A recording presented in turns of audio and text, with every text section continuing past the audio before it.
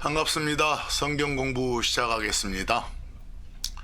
오늘은 성경이 말하는 방향과 바람에 대해서 공부하고자 합니다. 원래 앞쪽, 뒤쪽, 오른쪽, 왼쪽 이런 표현은 상대적인 개념이죠. 이 말하는 사람의 얼굴이 어디를 향하느냐, 다시 말해서 이 말을 어느 쪽에 두고 이 머리의 뒤쪽, 뒤통수를 어느 쪽에 두느냐에 따라서 달라지잖아요. 하지만 일반적으로 성경이 말하는 앞쪽, 뒤쪽, 오른쪽, 왼쪽의 기준은 무엇일까요? 이 시간은 이것들이 뭘 상징하느냐를 따지는 게 아니라 성경을 제대로 이해하기 위한 일반 상식만을 다루고자 합니다. 먼저 여러분 인쇄 화면에 보이는 시편 121편 5절에서 6절 말씀을 보시면 매우 독특한 표현이 나옵니다. 주 하나님께서 왼쪽이 아니라 이 오른쪽에 계셔야 그늘막 역할을 해주실 수 있다. 다시 말해서 햇빛을 막아줄 수 있다. 이 표현입니다. 그러면 만약 주 하나님께서 오른쪽이 아닌 왼쪽에 계신다면 이 그늘막 역할을 못 해주신다는 그런 말 아닙니까? 왜 오른쪽에 계셔야 할까요? 먼저 화면에 이 그림을 통해서 일반 상식을 가져보기로 하겠습니다. 그 전에 여러분 한 가지 참고하실 점은 이 히브리인들, 유대인들은 동쪽을 중심 방향, 기본 방향으로 삼습니다. 우리 한국 사람들이 이 남양집 운운하면서 보통 남쪽을 기본 방향으로 설정하는 것하고는 사뭇 거리가 있죠. 그들은 동쪽을 주 방향으로 설정하고 그 동쪽을 위쪽, 앞쪽의 개념으로도 받아들입니다. 우리 한국 사람이 북쪽을 위쪽으로 인식하는 것하고도 많이 다릅니다. 그래서요. 자, 그러면 여러분 이 그림을 보시면 이 그림에 빨간 별표 있죠? 이게 사람이라고 생각하세요. 근데 이 사람이 서 있는 이 장소가 예루살렘이라고 생각하세요. 그래서 근데 여기 갈릴리 바다가 보이고 요르단 강이 보이고 그다음에 여기 염해가 보입니다. 그래서 근데 이 사람이 이 별표되어 있는 이 예루살렘에서 얼굴을 이 요르단강 건너편 쪽 이쪽을 향하고 있어요. 그럴 때 이 사람이 얼굴이 향하는 이쪽을 앞쪽, 위쪽, 동쪽이라고 합니다. 그리고 이 사람의 뒷꼭지가 향하는 이쪽을 뒤쪽, 아래쪽, 서쪽이라 합니다. 이 사람의 오른팔이 향하는 쪽은 남쪽 이렇게. 이 사람의 왼팔이 향하는 이쪽은 북쪽. 이것이 바로 성경이 말하는 이스라엘의 일반적인 방향입니다. 그래서요. 자, 그런데 이 그림을 보시면 갈릴리 바다, 요르단 강, 또 여기 염해, 전부 다 이 별표 위치에 서 있는 사람 앞쪽에 있죠. 위쪽에 있죠. 동쪽에 있죠. 그래서 성경은 여기 요 염해 같은 이런 요 바다를 일컬어 앞쪽에 있는 거라 해서 앞바다라고 합니다. 당연히 이 사람 뒤통수 쪽에 있는 요 큰 바다, 보통 대해라고 하죠. 이걸 뒷바다라고 칭하겠죠. 항상 예루살렘을 중심으로 이스라엘의 방향이 설정된다는 거. 자, 그러면 한 가지 또 참고하실 점은 아까 시편 121편 5절에서 6절 질문이 왜 왼쪽이 아니라 오른쪽이어야 하나, 이 질문이었습니다. 자, 이 이스라엘 지역은 해가 이 동쪽에서 떠서 한낮에 남쪽 상공에 있다가 그 다음 서쪽으로 이렇게 지는 겁니다. 그래서요. 그러면 한낮에 그 강렬한 햇빛을 이 사람이 안 받으려면 이 사람 오른쪽에 크고 크신 하나님이 계셔줘야 합니다. 그래야 그늘막 역할을 할 수 있겠죠.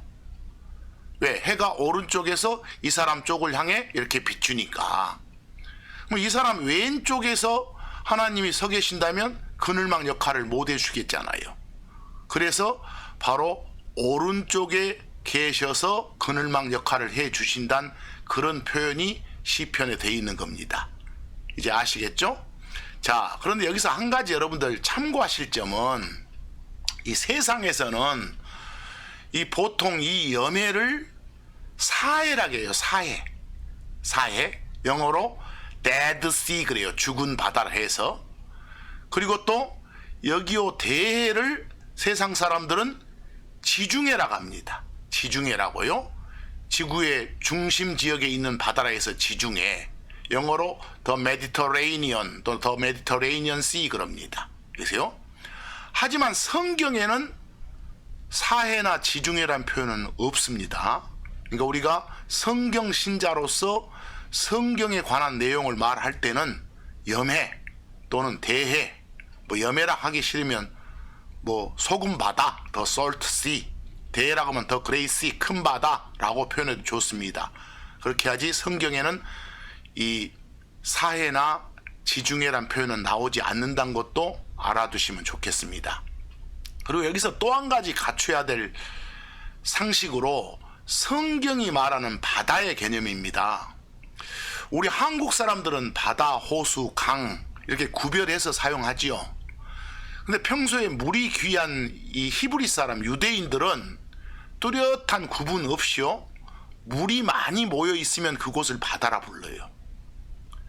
그래서 우리가 지형상으로 보면 분명 이게 갈릴리 호수인데 그들은 갈릴리 호수라고도 하고 갈릴리 바다라고도 합니다. 또한 성경은 이 갈릴리 호수, 갈릴리 바다를 다른 이름으로 부르기도 합니다. 다른 이름으로. 거기 참고에 여기 보시면 요 갈릴리 대신에 디베리아, 대신에 게네사렛, 또는 대신에 긴네렛 등등의 이름을 붙여서 그런 바다, 그런 호수라고도 표현합니다. 자, 근데 여기 보시면 독특한 표현이 하나 있지요. 놋바다라고. 열왕기하 25장 13절 보시면 놋바다라는 표현이 나와요. 자, 그런데 이 그림을 보시면 이 성전 마당과 성전 본관 사이에 있는 건데 노수로 만든 큰 대야입니다. 이 대야가 워낙 커서 이 속에 들어간 물이 많은 양이 되겠잖아요. 그래서 이 속에 있는 물을 유대인들은 바다라 불러요. 그러니까 제사장들이 제단에서 번제금을 바치고 난 다음에 이 성소 출입하기 전에 그 손발 씻는 정결의식을 치르는 그런 물 대야예요. 이걸 노수로 만들었다 해서 이 속에 있는 물을 뭐라고 부른다고요? 놋바다 그래요. 그러니까 유대인들의 바다 개념은 많은 양의 물이 모이는 것을 말하는구나, 이렇게 아시면 되겠잖아요. 자, 이제 그러면 지금까지 공부한 방향과 바다에 관련된 성경 구절을 하나씩 보면서 확인학습을 하겠습니다. 먼저 스가랴서 14장 8절 보시기 전에 스가랴서 14장은 이 주의 날에 대한 요약입니다. 주의 날에 대한 요약. 여러분들 성경 읽으시다가 주의 날이란 말, 또 그때, 그날에 이런 등등의 표현이 나오면 우리 예수님, 참 하나님이신 예수님이 땅에 다시 오시는 그 재림의 시점을 말하는 겁니다. 고로 그날에 했을 때 그 구절 속에 나와 있는 내용은 그 재림 시점의 내용이란 걸 꼭 아시고, 그 내용을 우리 크리스천한테 적용하려 하면 큰 오산입니다. 오류입니다. 항상 진리의 말씀을 올바르게 나눠서 공부하라는 그런 디모데 후서 2장 15절 바울사도가 전하는 말씀을 명심하셔야 됩니다. 자, 여기 8절에서는 주님 오시는 그날이 되면 이 예루살렘 성전에서 문자 그대로 많은 물이 흘러나와서 반은 앞바다로, 반은 뒷바다로 흐른다는 겁니다. 이 물 덕분에 사막이나 광야가 모두 다 옥토로 변하게 되고 풍성한 수확을 내는 땅이 될 거라는 그런 약속의 말씀이에요. 그리고 여기 표현 보시면 여름에도 겨울에도 그러하리라, 이 말은 1년 내내 항상 물이 흐를 거라 이 말입니다. 주님이 직접 통치하시는 천년왕국 때 그날에는 1년 내내 생수의 강이 흐르는 그런 옥토, 그런 비옥한 땅이 될 거다 이 말씀이에요. 여기서요. 여기서 말씀드리려고 한 것은 여기서 말하는 요 뒷바다, 앞바다 이 개념입니다. 여러분 아까 앞바다가 어디였습니까? 그림에서 이 여매를 말한다. 세상 사람들이 사해라고 부르는 이 바다를 앞바다라 칭한다. 그리고 뒷바다는 어디였습니까? 세상에서 말하는 지중해, 우리가 성경 신자가 말하는 큰 바다 이 대해를 뒷바다라 한다라고 이미 설명드린 바 있습니다. 그러니까 이 부분 읽으실 때 그날이 되면, 주님 오시는 그날이 되면 반은 물이 앞바다로, 어디로? 여매 쪽으로, 반은 또 큰 바다로 대해 쪽으로 사시사철 흐르리다, 이런 말씀으로 이해하시면 됩니다.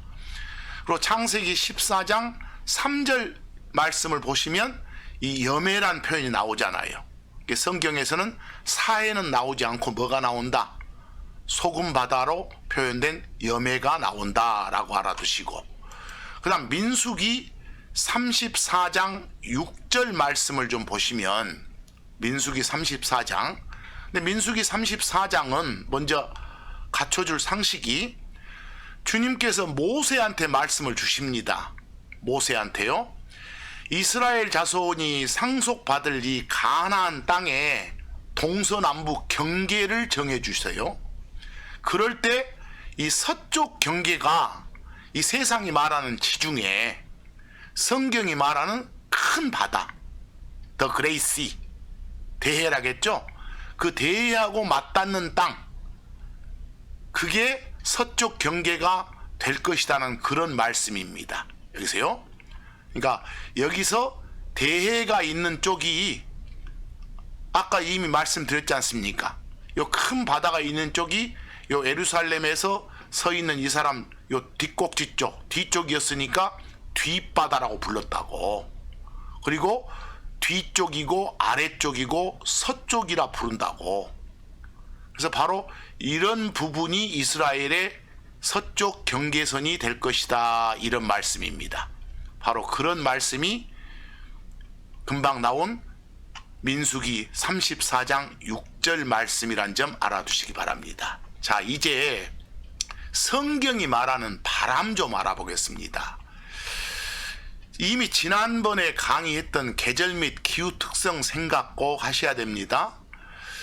숫자상으로 편의상 제가 표현했을 때 10월부터 그 다음 3월까지 10부터 3까지를 겨울이라고 했고, 바로 지중해 지역은 겨울 쪽에 비와 눈이 있다. 그리고 비바람, 눈바람이 분다. 그리고 4월부터 9월, 사구 여름 이런 말 썼었죠. 여름에는 우리 한국 사람 생각과는 달리 전혀 비가 없고 눈이 없다. 바람이 불더라도 건조하고 뜨거운 바람만 불 뿐이다. 이런 말씀을 드린 적이 있습니다. 자, 그러면 여기에 이 그림에 보시면 누가복음 21장 54에서 55절 말씀을 제가 옮겨놨습니다. 요약으로요. 그런데 지금 예수님께서 유대인들을 가리켜 위선자들이라 부르면서 책망을 하고 있는 장면이에요. 이 하늘과 땅의 모습은 분별할 줄 아는 너희들이 이렇게 분별력이 없냐 이놈들아, 이렇게 책망하시는 그런 장면이에요. 여기 보시면 누가복음 12장 54절 말씀에 너희가 구름이 서쪽에서 이는 것을 보면 소나기가 오는도다, 이렇게 금방 서쪽에서 구름이 인다. 즉 지중해 쪽에서, 대해 쪽에서 뭔가 구름이 보인다. 그럼 서풍은 겨울바람, 요 비바람, 요 추운 바람, 눈을 몰고 오는 그런 바람, 북풍도 마찬가지죠. 그런 바람이고, 만약에 동쪽에서 부는 바람 혹은 남쪽에서 부는 바람, 동풍, 남풍은 아주 건조기에 많이 불어오는 그런 뜨거운 바람, 아주 더위를 몰고 오는 그런 바람입니다. 그러니까 이 사람들이, 이스라엘 사람들은 뭔가 서쪽에서 뭔가 구름이 보이면 비 오겠다 금방 알죠. 또 남쪽에서 55절 남쪽에서 바람이 불면, 남풍이 불면 덥겠다 금방 알아요. 자기들의 기후현상, 계절현상이 그러니까. 그런데 이런 건 잘 아는 너희가 왜 그리 내 말은 못 알아먹냐, 그렇게 쉽게 설명해도 이렇게 판단력, 분별력이 없냐, 이런 책망을 하는 그런 장면입니다. 그래서요, 고로 이 그림에서 보시면 이 지중해 쪽에서, 세상이 말하는, 우리가 말하는 대해 쪽에서 이 불어오는 이런 바람은 이 비바람이고 눈바람이다. 이 북쪽 바람, 서쪽 바람은, 그리고 동쪽 바람, 남쪽 바람은 아주 뜨거운 바람이다. 이 점을 꼭 좀 아시기 바랍니다. 성경 구절로 한번 참고해 보시면 출애굽기 14장 21절 이집트 속박에서 이스라엘을 구출해 주시는 당시 상황이에요. 주 하나님이 동쪽에서 부는 바람을 이용해서 홍해를 마른 땅으로 만들어 주셨다는 그런 내용이에요. 물이 말라서 마른 땅이 될 정도의 바람이 되려면 그 바람은 어찌하겠어요? 매우 건조하고 뜨거운 바람이야겠잖아요. 그래서 이 내용 보시면 모세가 바다 위로 자기 손을 내미니까 주께서 강한 동풍으로 밤새도록 바다를 뒤로 물러가게 하시고 바다를 마른 땅이 되게 하셨다라고 나와요. 동풍은 건조한 바람이구나, 아주 뜨거운 바람이구나, 그 바람이 물을 말릴 수 있겠구나 라고 할 수 있습니다. 그리고 여기 출애굽기 14장 21절에서 말한 바다는 홍해를 말합니다. 홍해요. The Red Sea라고요. 출애굽기 15장 4절을 보시면 금방 이 이집트에서 탈출할 때 그 건넜던 바다가 바로 홍해구나라는 걸 알 수가 있습니다. 그래서요. 자, 그리고 출애굽기 호세아서 13장 15절도 마지막으로 한번 보겠습니다. 호세아서 13장 15절요. 여러분, 동풍이 어떤 바람이었어요? 농작물을 다 말라 죽게 할 정도로 뜨거운 바람. 그런데 이 바람을 호세아서 13장 15절 보면 주의 바람, 즉 하나님이 만드신 바람, 하나님이 보내시는 바람이라고 표현합니다. 그러니까 주님께서 이스라엘 위에 불게 한 그런 바람입니다. 광야에 뜨거운 열기를 안고 이스라엘 위로 불어오는 이 바람으로 인해서 모든 막 수온지가 마르고 또 샘이 말라 붙는다, 이런 말씀을 하시는 겁니다. 이게 뭐 동풍이 뭘 상징하고 이걸 오늘은 따지는 게 아니라, 동쪽 바람, 남쪽 바람, 동풍, 남풍 나오면 건조하고 뜨거운 바람이구나, 서풍, 북풍 나오면 매우 차갑고 비를 몰고 오는, 눈을 몰고 오는 그런 바람이구나 라고 아시면 됩니다. 고로 오늘 이 시간에는 주로 성경에 나오는 방향과 바람에 대한 일반 상식을 가져봤습니다. 항상 바르게 알아야 하나님을 바르게 섬길 수 있습니다. 우리식으로만 생각하는 그런 성경 공부는 지양하셔야 됩니다.